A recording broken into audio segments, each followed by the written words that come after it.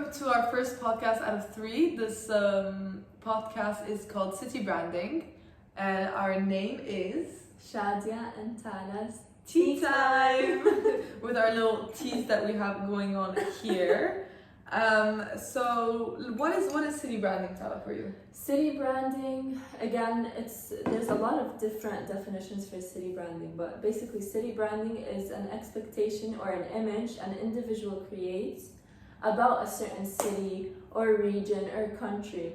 And basically what are the things that are what are they known for? What is the city known for that makes them very attractive, makes a lot of tourists come, makes their local people enjoy their time living in there and working, you know? Yes, but I just want to touch upon what you said about having an individual make thing. I believe that it's more, a country trying to portray an image, and then the individuals, they touch upon if it's true or not. Like the expectations. Exactly, more on the expectation side that would be from the people, and then the country or the city itself, since we're talking about city branding, would try to portray a whole image, like you said, of what they are like for tourists and locals. So what city are we talking about today? Today, we're going to talk about Paris. Paris. Paris in France. In France. I don't know how to talk French, you guys. So it's the capital of France. It is known as being the city of love. So that is what it was branded as for so many years. It is a city that is full of history, full of art, full of love. That's what we're going to look into it. What else? What else would you say that Paris is known for? So many things, museums, just like cuisine. Yeah. Having your little French cafe. Like Baguettes, cheese. That's quite stereotypical. But having a stereotypical approach is also part of city branding. Yeah. More than image. For sure. More than the French people themselves, it's more about the place of what it's entailing. In general, Well, yeah. Have you ever been to Paris? I went, but it was like, let me say, maybe like 6 years ago. Okay, so it's been a while. So yeah, and it wasn't like with friends or family. It was literally like a school trip. Okay. And it was like, some of my friends went, but it was probably 20 people. Okay, so that's a big group. Yeah, it was huge. And then like 4 teachers with us. So we went obviously to Eiffel Tower, the museums, and ate a lot of Tower. We forgot to say that. Oh yeah, known for, of course. And the locks. The Love Bridge, locks. the Arc de Triomphe. Yeah. There's many places to sightsee, which is very attracting to tourists. So how was your experience there in general? It was amazing, honestly. Yeah. Like Eiffel Tower was just insane, and just the restaurants and the. Oh, you know what I noticed? There isn't a lot of malls. That is true. But they have more. It's not like our home country, home city Dubai, that you have malls. It's known, like Dubai is known for malls. That's the thing. In Paris and like Europe, but especially Paris, you have shops in the streets. Yeah. That is how it works. It's an open area. Did you encounter any problem or like any expectations that were not to your level, let's say, or like what you embodied going in there? Maybe I could talk about the people. Okay, let's talk about the French, because people make a city, correct? Yeah, and other people also have like expectations of how these people are gonna act when, like the locals, for example, how they're gonna act in the city. Of course, you're gonna have expectations, but basically, so I was walking around again in the school trip in Paris, just walking around, and then I wanted to know where the bathroom was, except I don't speak French, I can only speak English. So I asked, and she kind of gave me like a judgmental stare because I was talking in English, I'm assuming. The French people, specifically Parisian people from Paris, they tend to be quite, I don't want to say racist, they tend to be though, they tend to be. But if you're not part of the French community, they look at you from up. They look down on you, which is a shame because Paris is known to be such a beautiful city full of love, full of art, full of being very elegant as well. It's known to be a very elegant city, you know. And it's such a shame that people bring it down like this, local people. Now, I'm not saying that every person is like this, but let's say the stereotypical, especially being from Switzerland, which we're the neighboring country of France. Represent exactly. We notice that a lot. They tend not to be so welcoming. When I went to Paris, I forgot to ask you. Did you go? No, I did go. It was when I was 18, I believe. I went to visit a few friends over there. So you went alone? I went alone. I traveled alone by train from Switzerland to Paris. It was really nice. I had a very good time. Maybe it's because also I was with local people.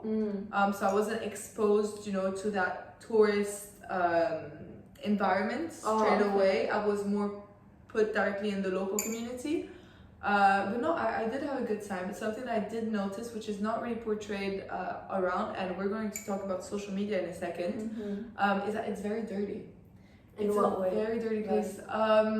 Well, there's a lot of garbage, a lot of waste. The French are known to be the #1 cigarette smokers, at least in Europe. I don't know about in the world, but you know how it's also another thing about being stereotypical about France is, you know, when you look at TV shows or anything, they always have a cigarette in their mouth.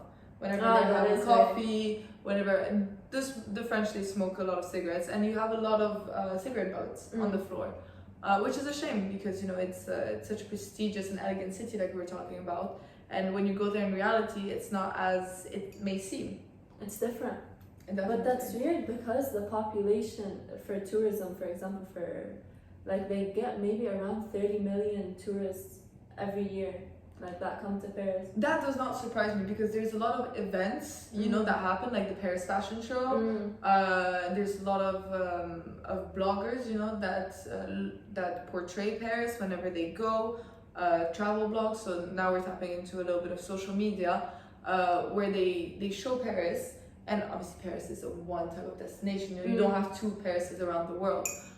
So it does not surprise me that there's about 30 million? Around, I think 30 million tourists 30 million tourists per year. Just in Paris though. Just in Paris, and that is a lot. Because it is known all over the world, you know, it has been branded in a way that it's a place to see because it's a very romantic, whether it's just a getaway with you and your partner, or it's a friend trip, or even a family trip. It's known to be a city to see, you know. The only problem is that because of all of this social media that we have around, especially on Instagram and TikTok now, people's expectations are through the roof straight away. And it is known that when you have high expectations, you most of the time get disappointed.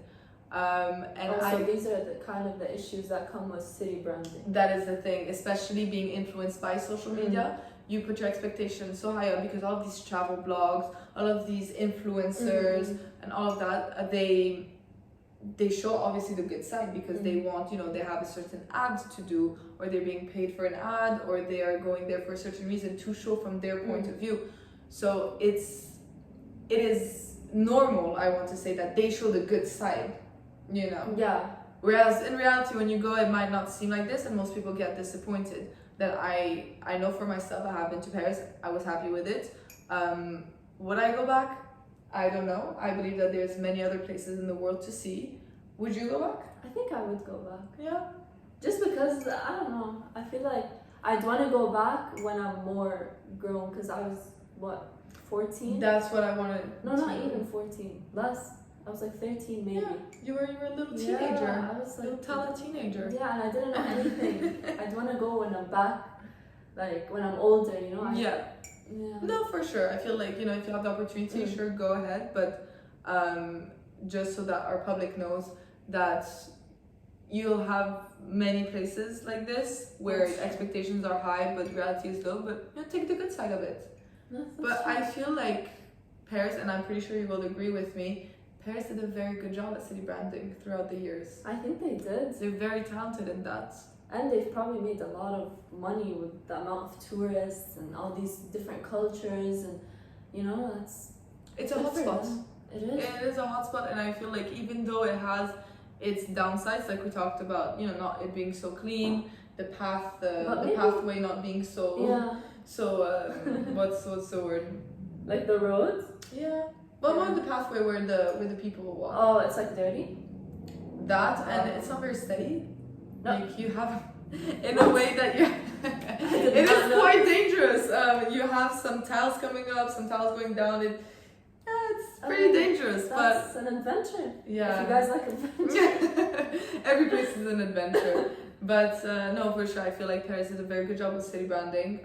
They will keep going for a while, and I feel like it's just one of a kind. You know, even Yeah. with its bad sides, and it's all. But I feel like every city has their downs and ups. Of course. You know? No, I agree with you. But Our aim is on Paris. our aim is on Paris, very beautiful city.